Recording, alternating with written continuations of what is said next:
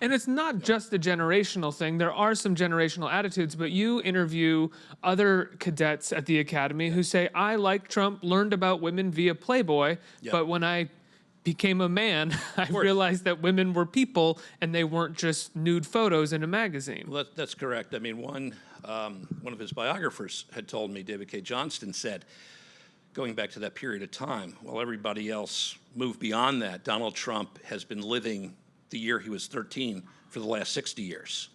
And he's never really grown from that. Well, he's never had to, in right? In his mindset.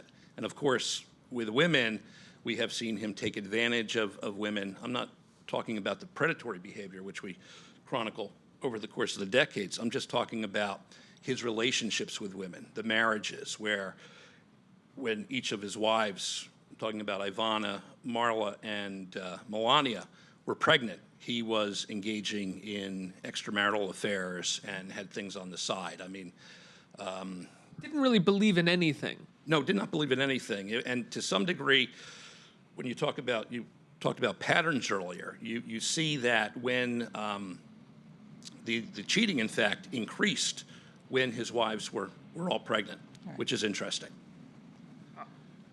Or disgusting and like obvious in a way, and stems from a complete lack of respect for the person that you've chosen to be your partner in life. But again, as Monique will tell you, it all goes back to his childhood in terms of how his father viewed the pregnancies in their own household. They weren't allowed to, in his house, the word pregnant was banned. Nobody was allowed to use the word pregnant.